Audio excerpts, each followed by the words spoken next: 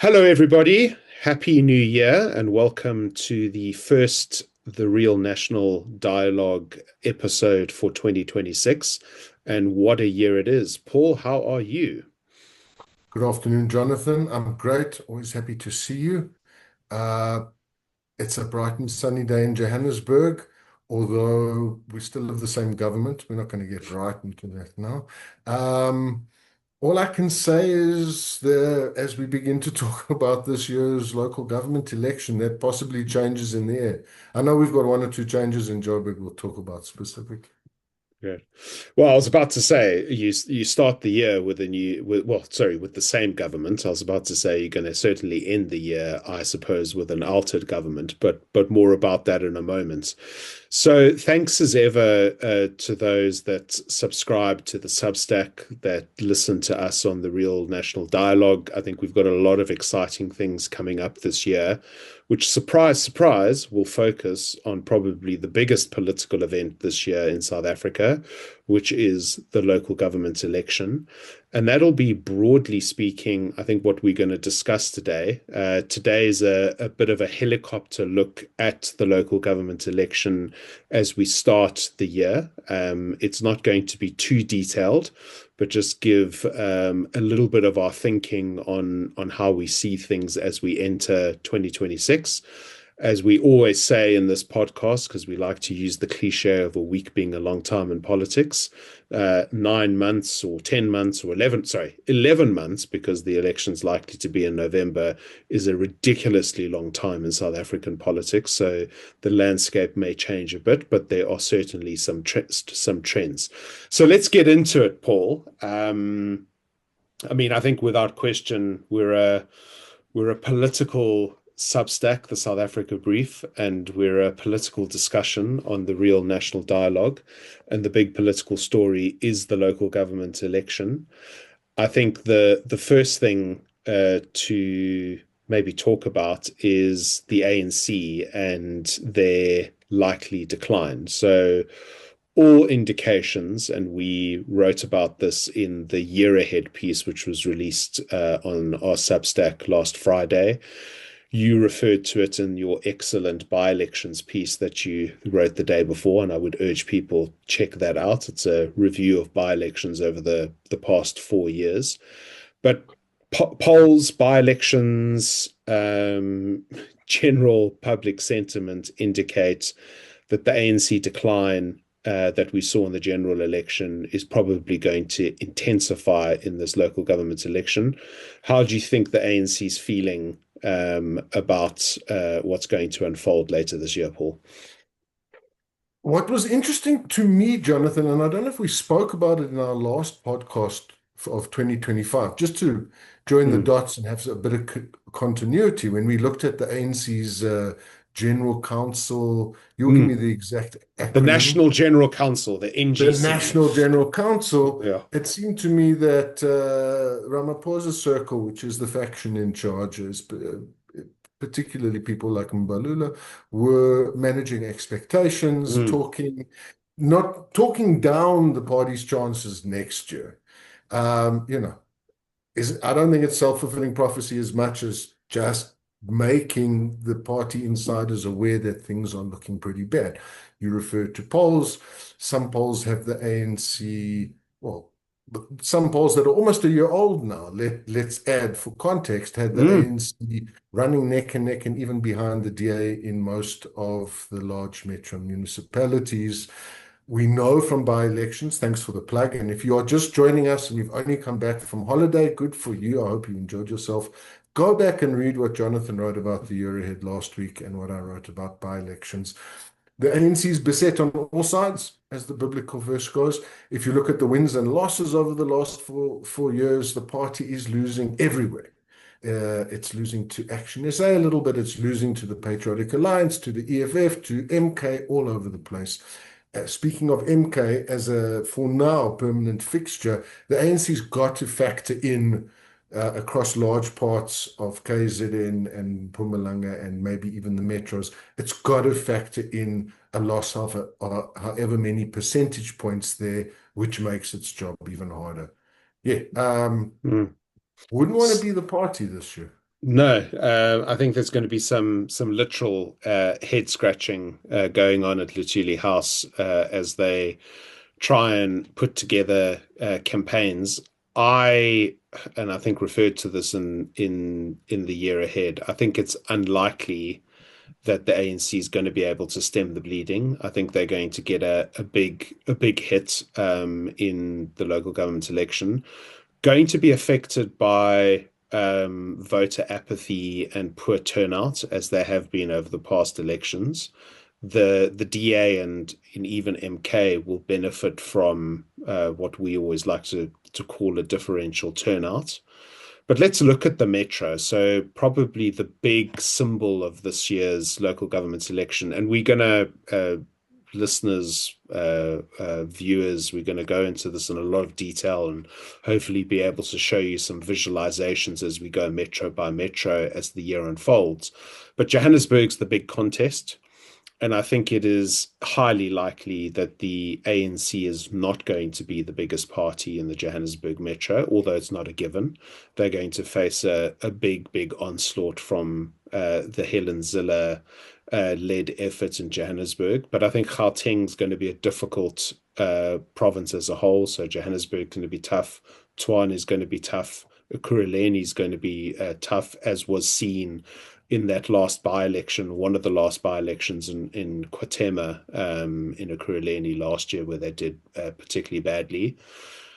Let's be honest, they're not going to fare that well in the city of Cape Town. I mean, we'll come to the DA in a moment, but the ANC's been on a downward trajectory there.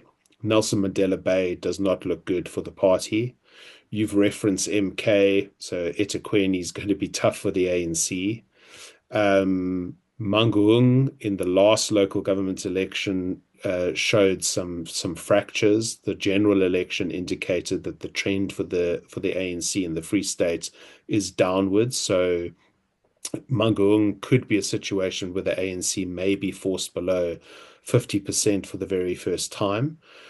I suspect it's probably only, and this is astonishing to actually say, but it's probably only Buffalo City out of the 8 metros where the ANC is likely to come out of 2026 definitely leading a government, possibly Mangaung, where they lead a coalition government as the biggest party, but below 50%. But I would say Buffalo City is probably their only sure thing if you're prognosticating in Luthuli House at the moment. Yeah, definitely, Jonathan. And if you look at the language we're using, and we have over the years, if we look at the two previous cycles, uh, let's say in 2016, when the ANC, it had lost municipalities before. It was the first time, apart from Cape Town, that it had actually lost metros, and it lost four of them.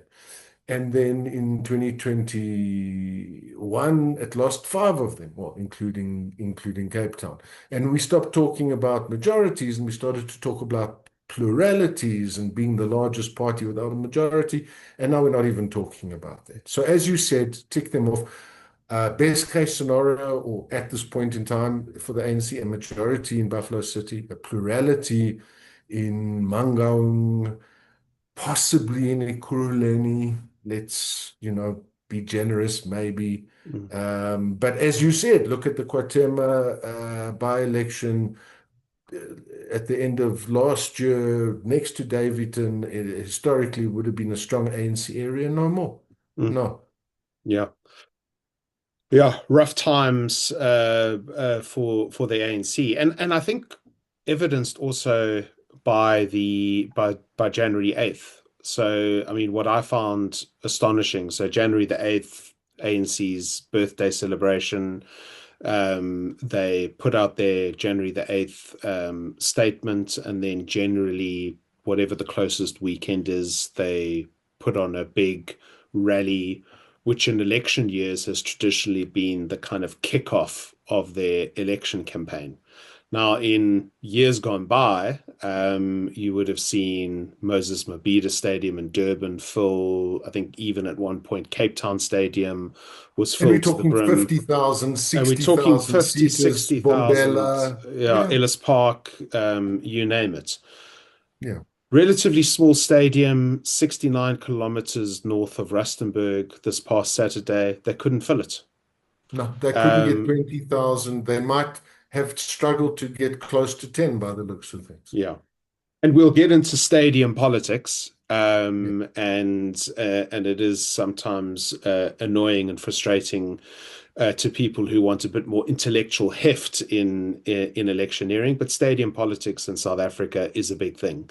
The Yeah. ANC has thrived on big crowds, big shows of momentum. But when you're kicking off a existential election year, you don't want to be struggling to fill a 20,000 seater when the president's speaking. Yes, there's lots of excuses. People were trying to shield themselves from the sun, etc., etc. But the ANC's factored that in before. It really, Mm. really started on a damp squib. The other thing that I found fascinating, Paul, is normally there's tons, well, maybe tons is a bit of an exaggeration, but let's say a significant amount of coverage that ANC January the 8th statements generate, specifically in election years. Yes, there was coverage, particularly coverage, negative coverage about how they struggled to fill the stands, but it was Mhm. really a damp squib. And then the message was, we've got to take local government seriously. I'm glad that they've realized that with 11 months to go. But I mean, it really, really shows that the relevance and the power of the ANC has dropped off significantly. Yes. And you're right, Jonathan. We talk about stadium politics and the challenge, especially to historically a big incumbent like the ANC to be on message for local government, which should, and we've talked about this and we'll probably continue. Local government should be talking about service delivery, the basics and the technicalities. And as an amateur media watcher, what I came away with this week with a strong association with the ANC was not so much the January 8th event in the small stadium beyond the social media jokes, but the focus on Gwede Mantashe's statements and the outrage in response to them, where he said that South Africans can't rely on the government to create a job. People need to go out and create their own jobs. And that sucked a lot of oxygen out Mm-hmm. the room. And that was the first week of 2026 for the ANC. Not great. Yeah, not great at all. Not great at all.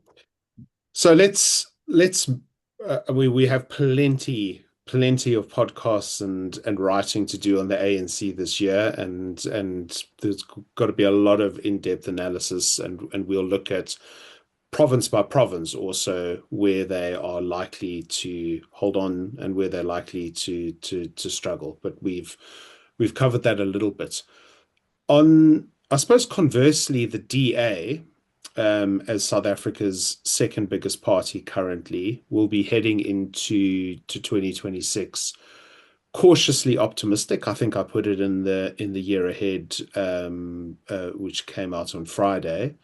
They, I think, had a good 2025 on balance. I mean, certainly, I mean, your by-elections point to that, although there are some caveats, which I'm sure you will mention shortly. I think the polls that were released did show a strong degree of consolidation and growth. And I think the strategy, the macro strategy that they've been pursuing of positioning themselves as the premier opposition, but still as part of government of national unity and sort of separating their departments from every other department, has broadly paid off.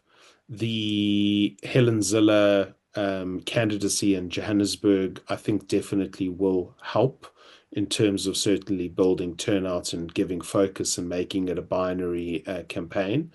So broadly speaking, I think that in Gauteng, they probably certainly in Johannesburg will have a good 2026.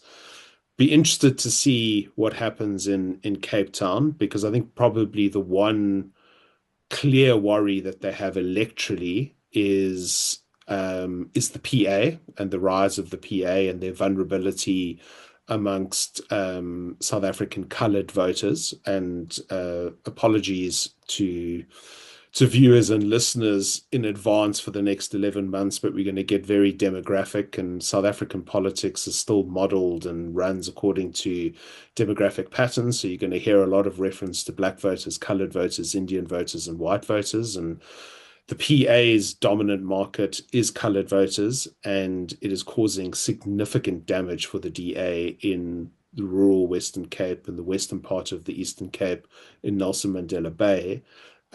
It's also causing damage to the ANC, so on both sides. But what I'm less sure about, probably because there haven't been enough data points at this point in time, is what is the impact of the PA and a party even like the National Coloured Congress in the city of Cape Town. But broadly speaking, Paul, I think the DA would be feeling relatively secure and optimistic about their prospects this year. What are your thoughts? I think your phrase covers it, Jonathan. Cautiously optimistic. I think of all the reasons you've listed, and we'll get into the data now, and I'll tell you very shortly why, as a data guy, I'm pressing pause a little bit on the actual numbers, but we'll get there. I think the Mm, main point you spoke of is how the party has successfully threaded the needle mm, being in opposition in government. That it has been that the party, I think, did the best out of the trouble with passing the first couple of attempts at the budget and positioned itself very nicely as being against the decisions that the ANC had to wear, like increasing VAT, while still being in the government, and the numbers are on the party side. We talk about numbers. We've said we haven't had any recent polls, so the ones of 8, 9 months ago were good for the party. By-election results on the face of it, the ANC, the DA, sorry, has ended.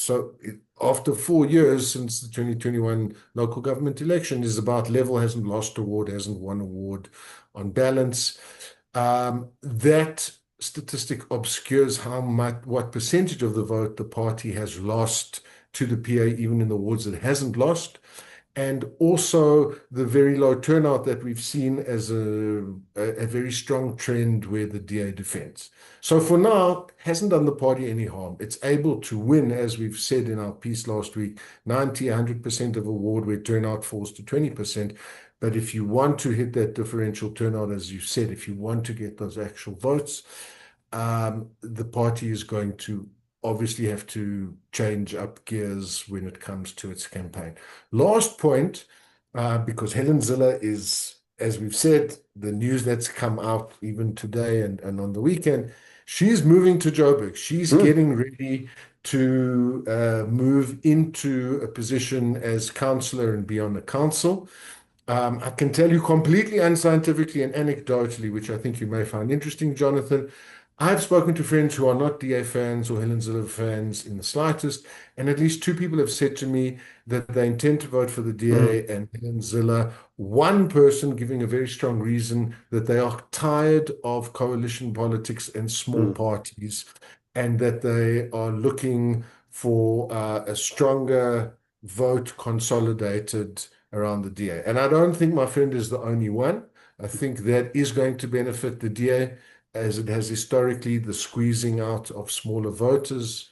But I do think that as a local government election, the quality of the mayoral candidates is going to count, and that the parties are going to. This obviously requires a lot of more detailed analysis from us, Mm. looking municipality by municipality. We can't just aggregate the vote and get away with it like we did in 2024. So, yeah, 9 months is Yeah, a long time, as you've said. yeah, absolutely. So yeah, I mean, let me jump in the anecdotal sort of references here, which is also funny as I like a good representative poll. But yeah, Paul, I've also spoken to a few friends in Johannesburg. Yes, I have friends. It's amazing, and they do happen to be in Johannesburg, and they wouldn't have considered voting for the DA at all in 2024. But it was quite stark that they said yes. They may not like Helen Zille, they may not like the DA, but they want an end to this service delivery failure. They see her as a possibility to end that. And that's Yes. why I always say I think she's going to be, well, I think she has already been successful in making it a binary effort. So it is interesting, as you say. So she's going to become one of your neighbors, not literally, but in the city, Paul. And it seems that she will become a PR counselor in March. So she will be in the council.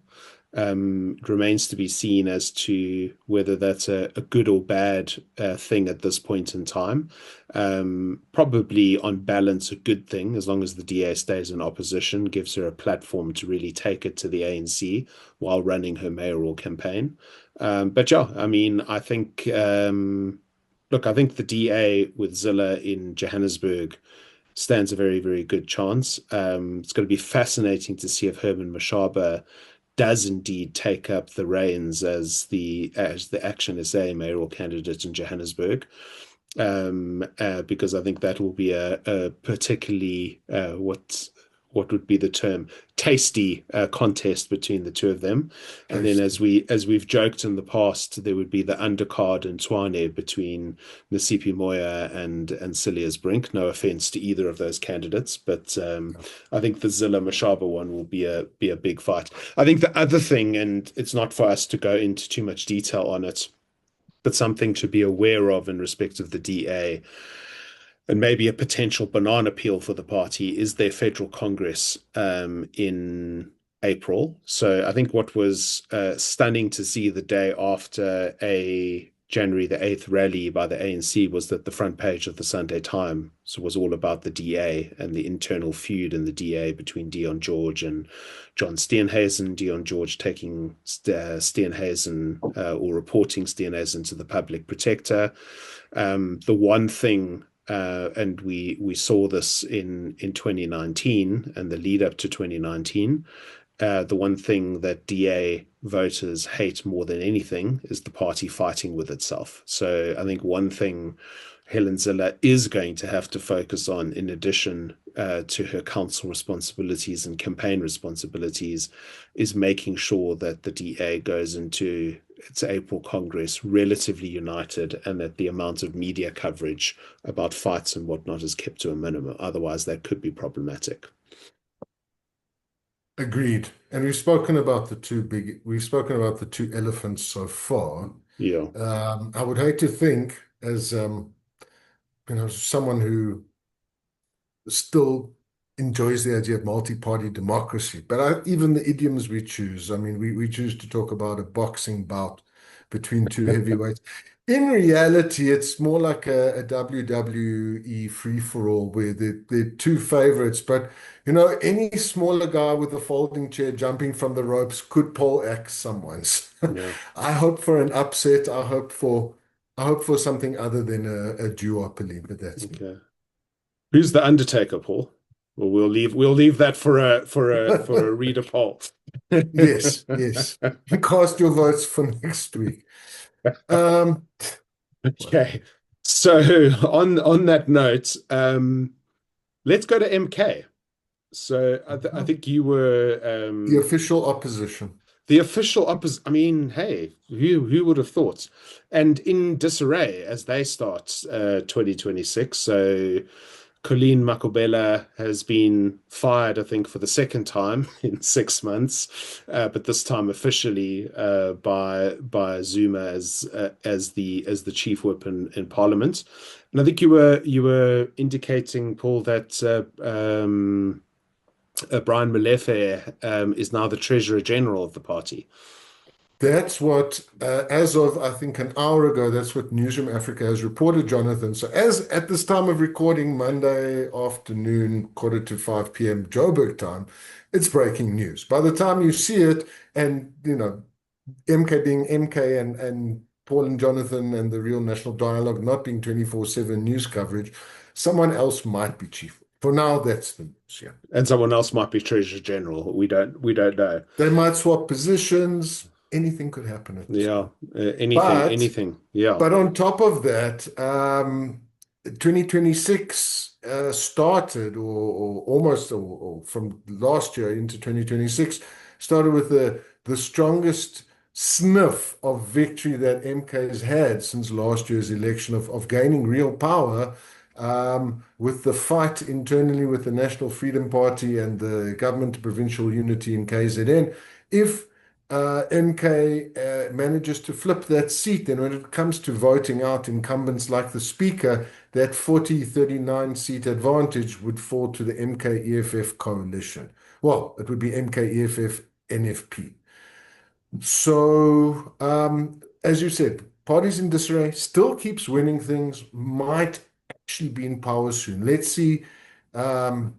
Excuse the old joke, but if this particular dog can catch the car, let's see if it also knows how to drive.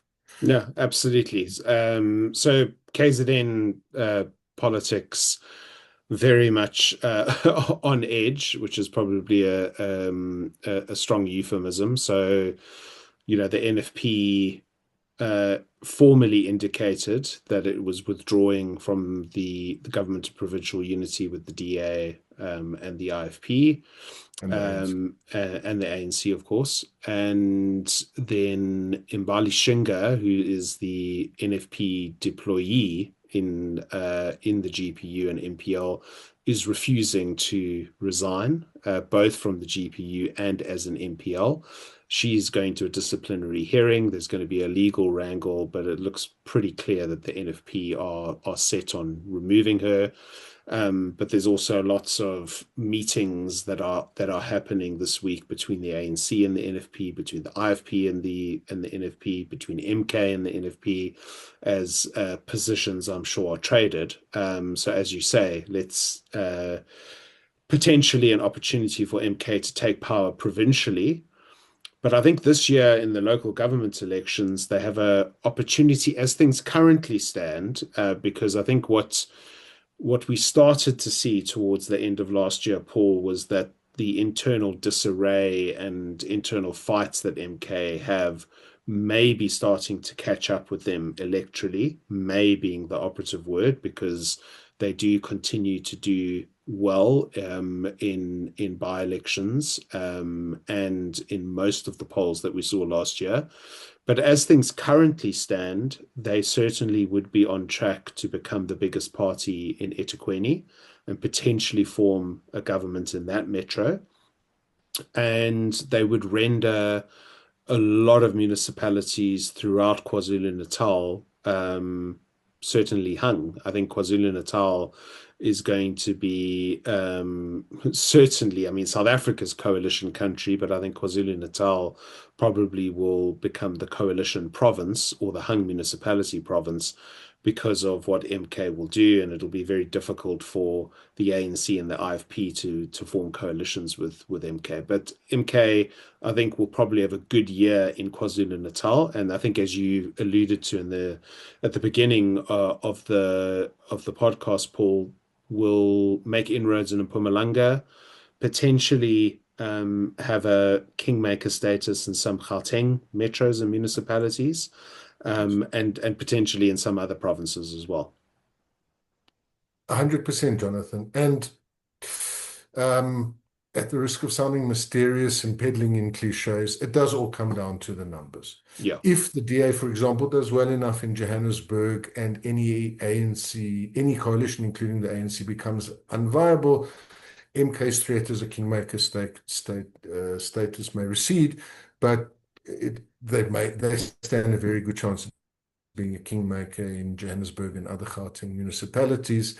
KZN, as things currently stand, at local government level, the ANC and the IFP are neck and neck in many areas, requiring the kingmaker status of the EFF for Al Jama or the DA in some cases.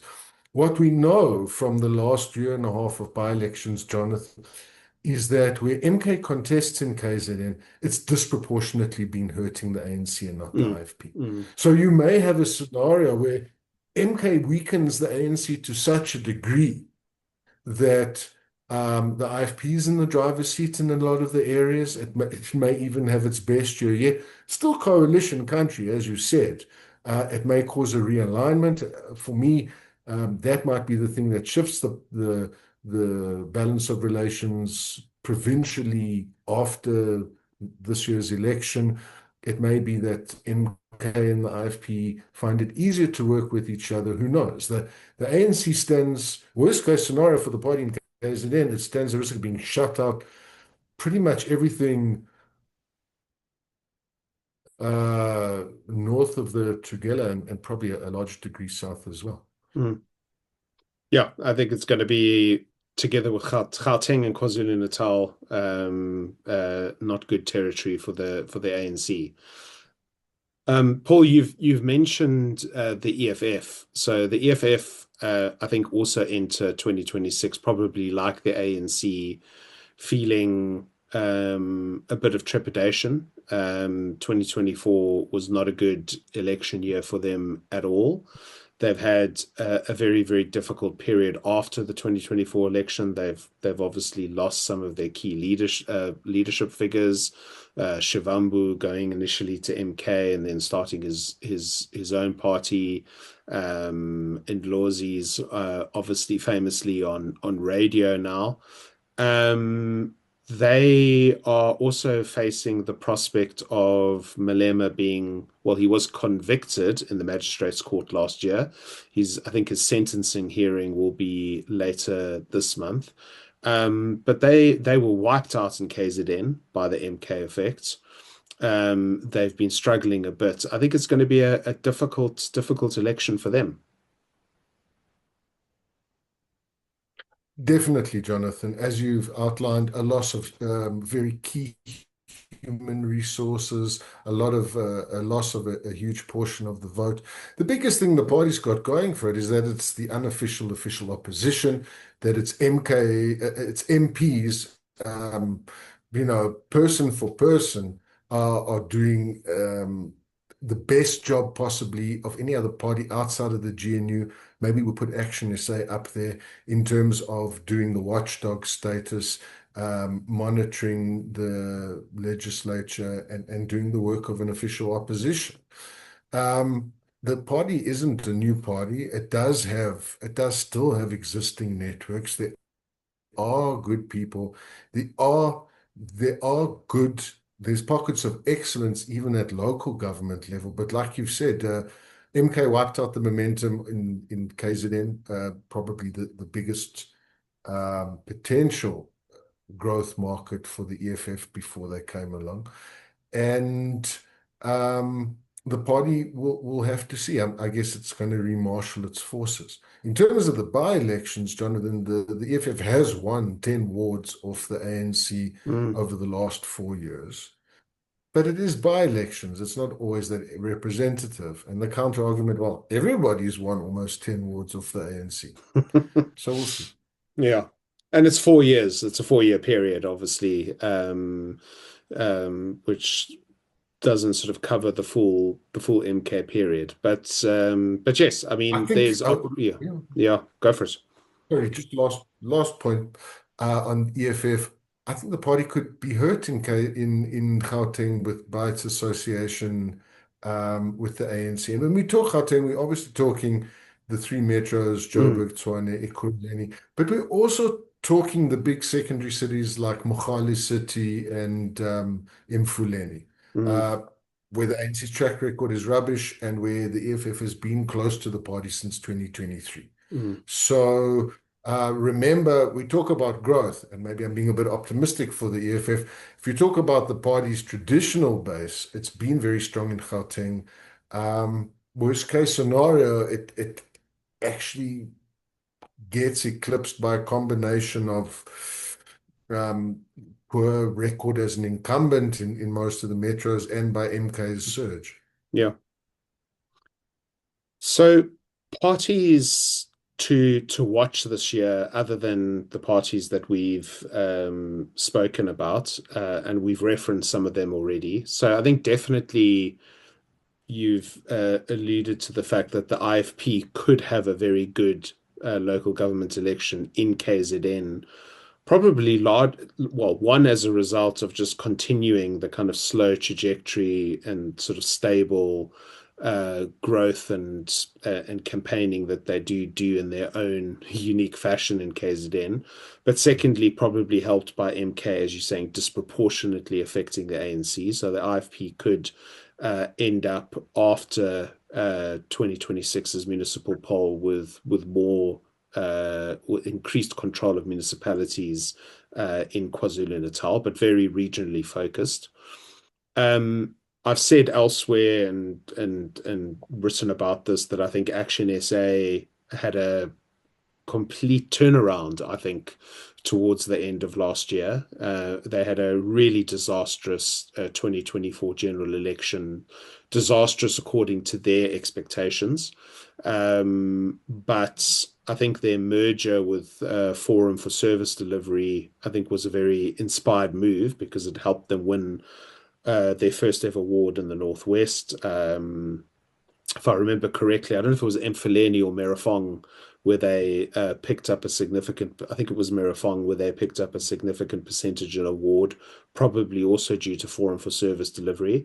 And then they had those two outstanding, I think, returns in Soweto where they got over 20%, in Kwatema where they also got a significant proportion of the vote.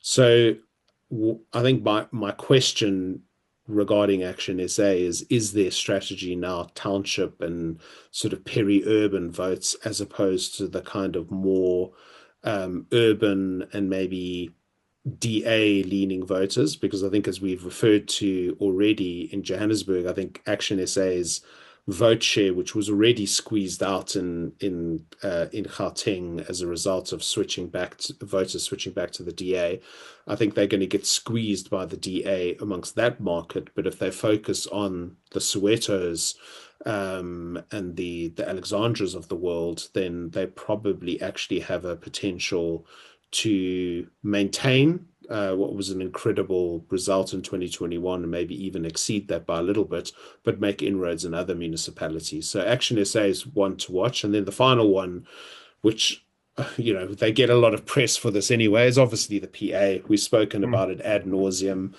They are on track for a very, very good set of results and probably prime kingmaker in a number of Western Cape and Eastern Cape municipalities, probably Northern Cape as well, and potentially pockets of Gauteng. I think the big open question for them is the city of Cape Town and whether they can do a little bit of damage on the Cape Flats to the DA. But it'll be interesting to see that. We don't have much data, so it's very unclear at this point in time. But yeah, don't know, Paul, what you think about those and if there are any others that you think are worth watching. I'd say Action SA and the Patriotic Alliance first and foremost, as you've outlined, Jonathan. Um, as you're talking, I am reminded, of course, that it's going to be a different pitched battle in every municipality. I Yeah, think Action of SA have course. got an excellent chance in Tshwane on the back of Nasipi Moyo and the work that she's done as mayor. I think she's an excellent ambassador for the party and she's got a lot of press. I agree with your point that Action SA is the party with the most potential crossover appeal, I would say, after the ANC. A party that can appeal to middle class voters in historically white suburbs, but has also shown growth in Soweto, in Kwatema, in Merafong. Thanks, Paul. Yeah, definitely, definitely the PA, definitely Action SA to watch. But I think the point that you made about municipalities being different contests is absolutely critical. So I think that pretty much concludes our initial foray into the world of podcasting for the first week of January, where we are fully back. But as we've alluded to, there's a lot more to come on the Substack, on the podcast, a lot of data that Paul's very excited about to get crunched into metro by metro, province by province. There's a lot to focus on this year, so we're very excited about it. Thank you as ever for your support. Please like, share, and encourage further subscriptions. And we look forward to seeing you all soon. Paul, thanks as ever again. Thanks, Jonathan.